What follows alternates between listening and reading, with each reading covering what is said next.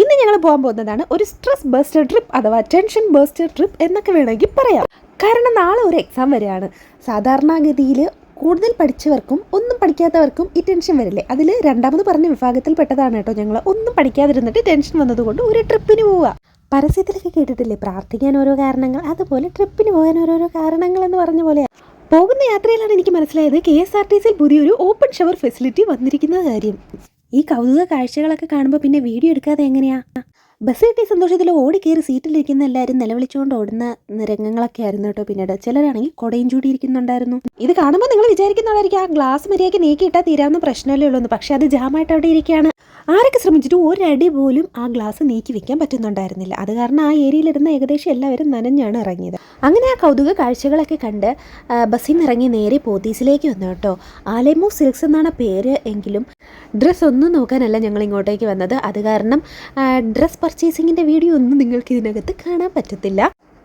പിന്നെ ഞങ്ങൾ ഓരോ ഫ്ലോറായിട്ട് കയറി ഇറങ്ങി തുടങ്ങി കേട്ടോ. അങ്ങനെ ചപ്പലിൻ്റെ സെക്ഷനിലും പോയി. പക്ഷേ കളക്ഷനൊന്നും ഞങ്ങൾക്കൊന്നും ഇഷ്ടപ്പെട്ടില്ല. പിന്നെ ഒരുപാട് വർഷമായി ഹീൽസൊക്കെ ഇട്ടിട്ട്, അത് കാരണം ഒന്ന് ഹീൽസൊക്കെ ഇട്ട് ട്രയൽ ചെയ്യാമെന്ന് പറഞ്ഞിട്ട് ഞങ്ങളവിടെ കണ്ട ഹീൽസൊക്കെ എടുത്ത് ഒന്ന് ട്രൈ ചെയ്യാൻ തുടങ്ങി കേട്ടോ. ഏത് സെക്ഷനിൽ പോയാലും സെയിൽസിന് നിൽക്കുന്നവർ ഞങ്ങളുടെ പിറകെ ഇങ്ങനെ വന്ന് എന്ത് വേണമെന്ന് ചോദിച്ചുകൊണ്ടെങ്കിൽ ഈ സെക്ഷനിൽ മാത്രം അങ്ങനെ ചോദിക്കാത്തത് കാരണം ഞങ്ങൾ കുറച്ച് നേരമെങ്കിലും അവിടെ സ്പെൻഡ് ചെയ്തു കേട്ടോ. അങ്ങനെ വെറൈറ്റി സംഭവങ്ങളൊക്കെ കണ്ടതൊക്കെ ഞാനിങ്ങനെ എടുത്ത് നോക്കിക്കൊണ്ട് നിന്നു. ഇത് ഹൈക്ക് വേണ്ടിയിട്ട് ഞാൻ നോക്കുന്നതാണ് കേട്ടോ.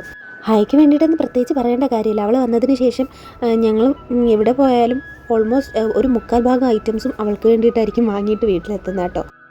അങ്ങനെ നിൽക്കുമ്പോഴാണ് കുറേ പേര് അവിടെ നിന്ന് ഞങ്ങൾ നോക്കി തലയാട്ടി വിളിക്കുന്നത്. ഞങ്ങൾ ഓടി അങ്ങോട്ട് പോയി.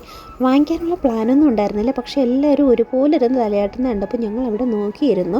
ഞങ്ങൾ നോക്കിയിരിക്കുന്നത് മറ്റൊന്നുമല്ല കേട്ടോ, ആ എന്തിരൻ സിനിമയിലെ റോബോയുടെയൊക്കെ തല ചുറ്റിക്കാൻ പറയുമ്പോൾ ഒരാൾ മാത്രം ചുറ്റിക്കാതെ നിൽക്കില്ലേ, അതേ അവസ്ഥയിൽ ഇതിനിടയിൽ 1-2 പേരൊക്കെ ഇങ്ങനെ തലയാട്ടാതെയൊക്കെ ഇരിക്കുന്നുണ്ടായിരുന്നു. അങ്ങനെയുള്ളവരെയൊക്കെ തലയാട്ടമോ എന്ന് ഞങ്ങൾ ട്രൈ ചെയ്ത് തൊട്ട് നോക്കുന്നുണ്ട്. പക്ഷേ ഭയങ്കര ഉറക്കത്തിലിരിക്കുന്നത് പോലെ അവരിരിക്കുന്നുണ്ട്. ഈ തീപ്പെട്ടിയുടെ വില 35 രൂപ. കൂടുതലും ഞങ്ങൾ ഏത് ഷോപ്പിൽ കയറിയാലും ടൈം സ്പെൻഡ് ചെയ്യുന്നത് ക്രാഫ്റ്റിൻ്റെയൊക്കെ സെക്ഷനിലായിരിക്കും. പിന്നെ എന്തെങ്കിലും ക്യൂട്ട് ഐറ്റംസ് കാണുന്നത് അങ്ങനെയാണെങ്കിൽ വേർത്താണെങ്കിൽ വാങ്ങും. അങ്ങനെ ഞങ്ങൾ അടുത്ത് കീച്ചെയിൻ ഫാൻസി ആ സെക്ഷനിലാണ് പോയത് കേട്ടോ. ഞങ്ങൾ അങ്ങനെ ഇങ്ങനെ വീഡിയോ എടുത്തുകൊണ്ട് നിന്നപ്പോഴാണ് ഒരു ചേട്ടൻ വന്ന് നൈസായിട്ട് പറഞ്ഞു, ഇവിടെ വീഡിയോ എടുക്കാൻ പാടില്ല. പിന്നെ നൈസായിട്ടൊരു സോറിയും പറഞ്ഞിട്ട് ഞാൻ പിന്നെ വീഡിയോ എടുക്കാനൊന്നും പോയില്ല കേട്ടോ. വീഡിയോ എടുക്കുന്ന കാര്യം കുറച്ച് സമയത്തേക്ക് മറന്നുപോയി. അപ്പോൾ നമ്മുടെ സ്ട്രെസ് ബസ്റ്റർ ട്രിപ്പിൻ്റെ വീഡിയോ ഇവിടെ അവസാനിക്കുകയാണ്. നാളെ ഇനി എക്സാമിന് പോകുന്ന വീഡിയോയുമായി കാണുന്നത് വരേക്കും